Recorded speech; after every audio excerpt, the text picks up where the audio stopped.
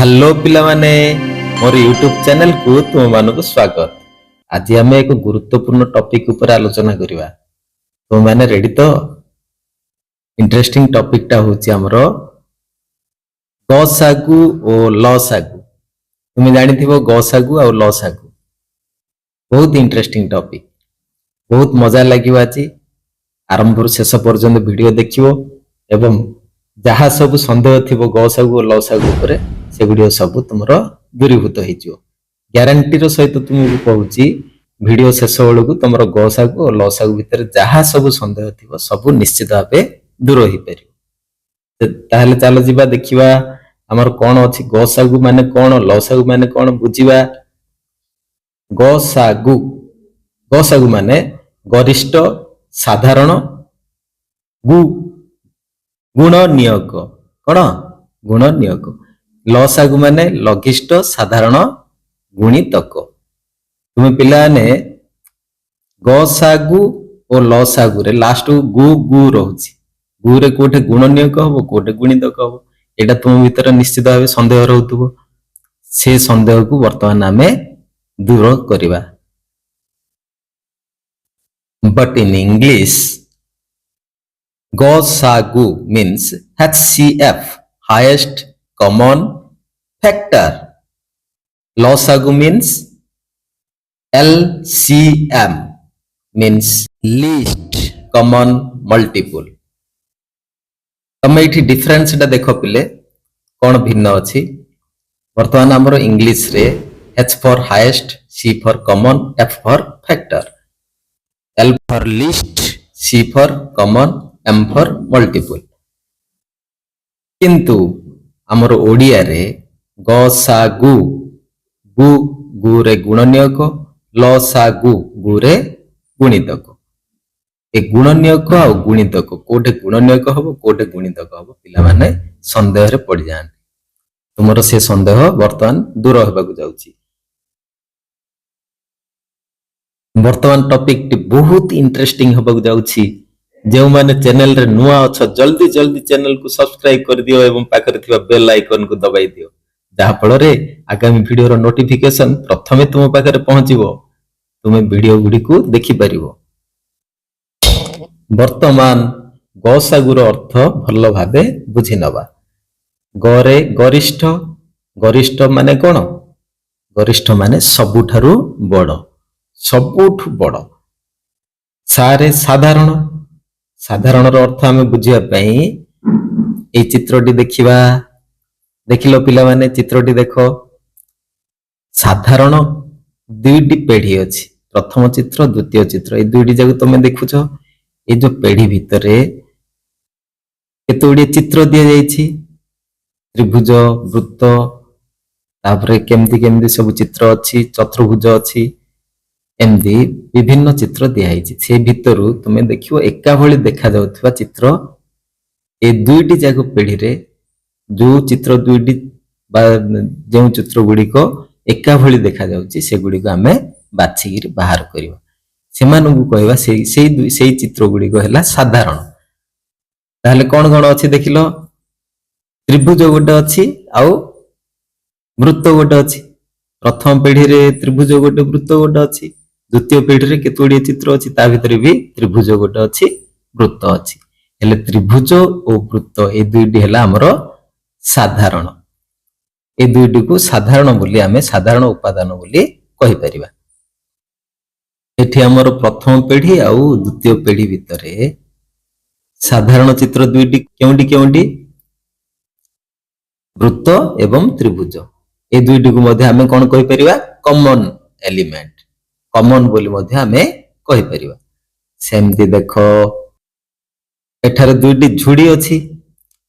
वर्तमान प्रथम झुड़ी एवं द्वितीय झुड़ी रे तुमे देखो प्रथम झुड़ी रे केतोटी अंक लिखा हिची अंक अछि। द्वितीय झुड़ी रे मध्ये केतोडी अंक अछि। हेले ए जो दुई झुड़ी भितरे देखो केउ अंक गुड़िक ए झुड़ी रे अछि एवं प्रथम झुड़ी रे अछि एवं द्वितीय झुड़ी रे अछि। सेई अंक गुड़ी को आमे कोन कहिबा साधारण साधारण अंक बा कॉमन नंबर जो दुईटी की एई झुड़ी रे अछि एवं प्रथम झुड़ी रे एवं द्वितीय झुड़ी रे अछि हेले साधारण बोले कोन बुझी पारलो पिले वेरी गुड तापर आसीबा गुरे गुणनियक गुणनियक माने कोन गुणनियक अर्थ गोटे संख्यार गुणनियक माने कोन बुझिबा हमें ସେହି ସଂଖ୍ୟାଟି କେଉଁ କେଉଁ ଅଙ୍କ ଗୁଡ଼ିକ ବା କେଉଁ କେଉଁ ସଂଖ୍ୟା ଗୁଡ଼ିକୁ ଗୁଣନ କଲେ ସେହି ସଂଖ୍ୟାଟି ଆସୁଛି କେଉଁ ସଂଖ୍ୟାକୁ ଗୁଣନ କଲେ ସେହି ସଂଖ୍ୟା ଆସୁଛି ସେଗୁଡ଼ିକ ହେଲା ତାର ଗୁଣନିୟକ ତାକୁ ବିସ୍ତୃତ ଭାବରେ ଆମେ ଆଲୋଚନା କରିବା ଦେଖିବା ଏଠି ଆମେ ଲସାଗୁର ଅର୍ଥଟା ପ୍ରଥମରେ ଦେଖିଦବା ତାପରେ ଗୁଣନିୟକ କଣ ଗୁଣିତକ କଣ ଆମେ ଯିବା ଠିକ ଅଛି ଦେଖ ଲସାଗୁ ଲରେ କଣ ଲଘିଷ୍ଠ ସାରେ ସାଧାରଣ ଗୁରେ ଗୁଣିତକ ଗୁଣିତକ ମାନେ କଣ ଗୋଟିଏ ସଂଖ୍ୟାକୁ 1 ରେ ଗୁଣିବା 2 ରେ ଗୁଣିବା 3 ରେ ଗୁଣିବା 4 ରେ ଗୁଣିବା 5 ରେ ଗୁଣିବା ଏମିତି ଗୁଣି ଗୁଣି ଗୁଣି ଗୁଣି ଯାହା ସବୁ ପାଇବା ଯେଉଁ ସଂଖ୍ୟା ଗୁଡ଼ିକ ପାଇବା ସେଗୁଡ଼ିକ ହେଲା ତାର ଗୁଣିତକ ମନେକର 5 5 କୁ 1 ରେ ଗୁଣିବା 5 5 କୁ 2 ରେ ଗୁଣିଲେ 10 5 କୁ 3 ରେ ଗୁଣିଲେ 15 5 କୁ 4 ରେ ଗୁଣିଲେ 20 5 କୁ 5 ରେ ଗୁଣିଲେ 25 ଏମିତି ଗୁଣି ଗୁଣି ଯାହା ସବୁ ପାଇଲେ ଆମେ ସେଗୁଡ଼ିକ ହେଲା ତାର ଗୁଣିତକ 5 ର କଣ ଗୁଣିତକ ଆସିଲା 5 10 15 20 25 ଏମିତି ଅସଂଖ୍ୟ ଆମେ ଲେଖି ପାରିବା ଏଗୁଡ଼ିକ ହେଲା ତାର ଗୁଣିତକ ଠିକ ଅଛି ଆଚ୍ଛା ପିଲାମାନେ ବୁଝିଗଲ और बुझिन ताले देख तुमको गोटे छोटिया जिनस मु कहूची ल ल रे लघिष्ठ ल तलर पुडा दुईटी को आमे बंद करदबा एटा कोन हला कहलो ई हला वेरी गुड ई ताले तमे कहबो सर पुडा दुईटा को काई बंद करले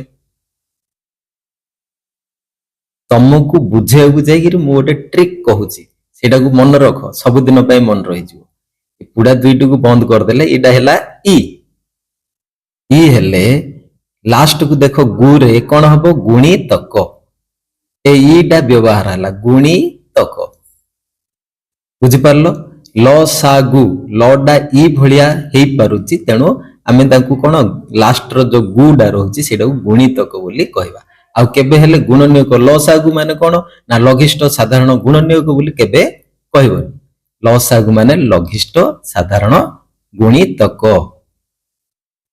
बुझि पारलो आउ संदेह रहिबनी गुणितक कोठे व्यवहार हबो गु बदल रे आउ कोठे गुणनियक हबो मु तो सबटु बेटर जिंस तुमको आज कहबी मोर टॉपिक रो जो जिंसडा अछि गसागु लसागु इनटू वर्तमान आम कहवा गसा गुण लसा गुणी समस्त गोटे थर रे कह गसा गुण लसा गुणी लसा गुणी बोली जदि कहवा ताहले हमर लसा लघिष्ठ साधारण गुणितक लसा गुणी गसा गुण वेरी गुड वर्तमान देखिवा 12 और 15 रो गसा को निर्णय करिवा हेले 12 और 15 रो गसा को निर्णय करियो हेले हमहु कोन करियो पड़ियो प्रथम रे गसागु गरिष्ठ साधारण गुण नियोग ताहले गुण नियोग गुडी को हम बाहर करिया पड़ियो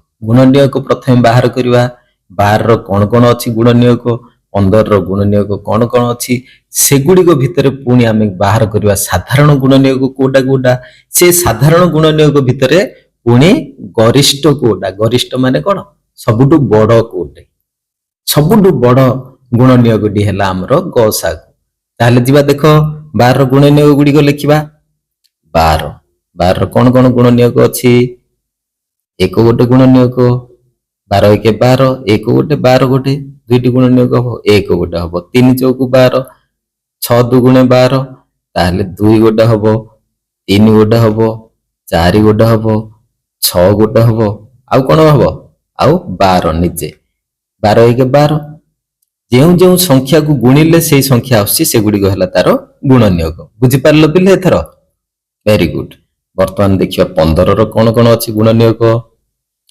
ଏକ ଗୋଟେ ସାବାସ।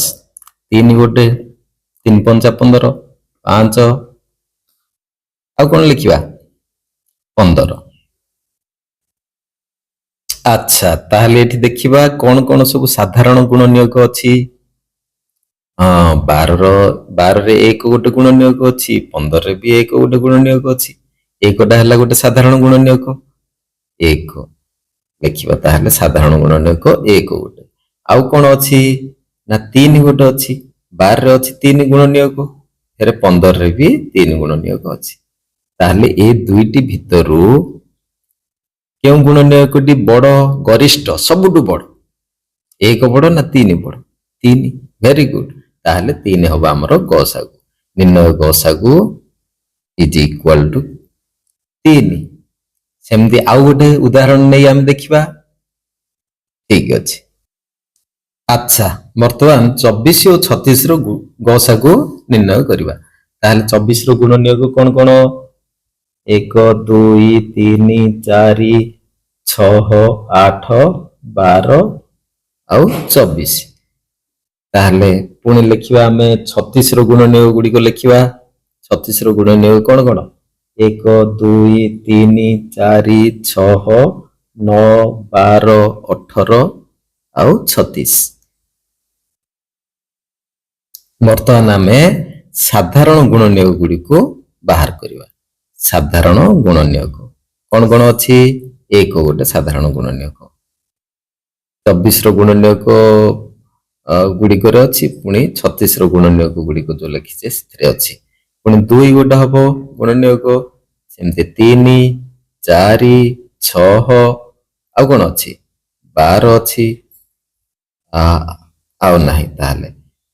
ତାହେଲେ ସବୁଠୁ ବଡ ଏ ଭିତରୁ କୋଉଟା? ଆମର ଗସାଗୁ ମାନେ କଣ? ଗରିଷ୍ଠ ସାଧାରଣ ଗୁଣ ନିୟୋଗ। ଗସାଗୁ ସବୁଠୁ ବଡ କୋଉଟା ତମେ ବାଛିକିରି ବାହାର କରିବ। 1 2 3 4 6 12 ଏ ଭିତରୁ ସବୁଠୁ ବଡ କୋଉଟା? 12। Very good. 12 ହଉଛି ଆମର ଗସାଗୁ। ବର୍ତ୍ତମାନ ଆମେ 12 ଓ 15ର ଲସାଗୁ ନିର୍ଣ୍ଣୟ କରିବା। ତାହେଲେ ଦେଖ ପିଲେ, 12ର କଣ ବାହାର କରିବା? ଗୁ ମାନେ କଣ? ଲସାଗୁ, ଲଘିଷ୍ଠ ସାଧାରଣ ଗୁଣିତକ। ଲଘିଷ୍ଠ ସାଧାରଣ ଗୁଣିତକ। ମୁଁ କହିଥିଲି ତମକୁ ଲର ଏ ତଳପଟ ପୁଡା ଦିଟିକୁ ବନ୍ଦ କରିଦେଲେ କଣ ହଉଛି? ଇ ହଉଛି। ତାହେଲେ ଗୁର ଗୁଣିତକ, ଗୁଣି ଲସା ଗୁଣି। ତାହେଲେ ଲସା ଗୁଣିତକ, ଗୁଣିତକ ଗୁଡ଼ିକ ବାହାର କର। 12ର ଗୁଣିତକ କଣ କଣ କୁହ? ଗୁଣିତକ ମାନେ କଣ? 12କୁ 1ରେ ଗୁଣିବ, ଗୁଣି ଗୁଣି ଯାହା ଆସିଲା ସେଇଟା ହେଲା 1ରେ ଗୁଣିବ, 2ରେ ଗୁଣିବ, 3ରେ ଗୁଣିବ, 4ରେ ଗୁଣିବ, ଗୁଣି ଗୁଣିକିରି ଯାହା ଆସିବ ସେଇଟା ହେଲା ତମର ଗୁଣିତକ। 12 1 12, 12 ଲେଖିଦେଲ। 12 2 24, 12 3 36, 12 4 48, 12 5 60, 12 6 72। ବାସ୍ ସେମିତି 15 ରହିଲେ ବାହାର କରିବା। 15 1 15, 15 2 30, 15 3 45, 15 4 60, 15 5 75, 15 6 90। ଏମିତି ଲେଖି ଲେଖି ଆମେ ଯାଇପାରିବା। ଏବେ ବର୍ତ୍ତମାନ ଦେଖିବା କଣ କଣ ସାଧାରଣ ଗୁଣିତକ ଗୁଡ଼ିକ ଖୋଜି ବାହାର କରିବା। ଏଠି ଆମେ ପାଇଲେ ସାଧାରଣ ଗୁଣିତକ କଣ? 60। 60 ସବୁଠୁ ଛୋଟ, ଆହୁରି ଆଗକୁ ଆଗକୁ ଗଲେ ବଡ ବଡ ଆସିବ ଗୁଣିତକ ଗୁଡ଼ିକ। ତାହେଲେ ସବୁଠୁ ସାନ ଗୁଣିତକ ହଉଛି ଆମର 60। ତେଣୁ ଆମର ଲସାଗୁ ଆସିଲା ଲଘିଷ୍ଠ ସାଧାରଣ ଗୁଣିତକ ଆସିଲା କଣ? 60। 12 15ର ଲସାଗୁ କେତେ? 60। ଆଚ୍ଛା, ତମେ ସବୁ ବୁଝିଗଲ ତ ପିଲେ? ହେଲେ ଲସାଗୁ ଆଉ ଗସାଗୁ ଭିତରେ ଆଉ କିଛି ଫରକ ନାହିଁ। ଲସା ଗୁଣି କହିବ ନା କଣ? ଲସାଗୁକୁ କଣ କହିବ? ଲସା ଗୁଣି, ଗସା ଗୁଣ। Very good. ତାହେଲେ ଏବେ ଗସା ଗୁଣ ଆଉ ଲସା ଗୁଣି ବାହାର କରିବା ଆମକୁ ପୁରା ସହଜ ହେଇଯିବ। ବର୍ତ୍ତମାନ ଆମେ ଚ୍ୟାନେଲକୁ ସବସ୍କ୍ରାଇବ କରିବା ଏବଂ ଲାଇକ୍ କରିବା, ବହୁତ ମାତ୍ରାରେ ସେୟାର କରିବା, ଯାହା ଫଳରେ ଆମର এই ଭିଡିଓଟି ଶିକ୍ଷାବିତ ମାନଙ୍କ ପାଖରେ ପହଞ୍ଚିବ ଏବଂ ଏଇ ଯୋଉ କଠିନତା ରହିଛି, ସନ୍ଦେହ ଜନିତ କଠିନତା, ଏହା ଆଗକୁ ଦୂର ହେଇପାରିବ ବୋଲି ମୋର ଆଶା ଓ ବିଶ୍ୱାସ। Thank you, by.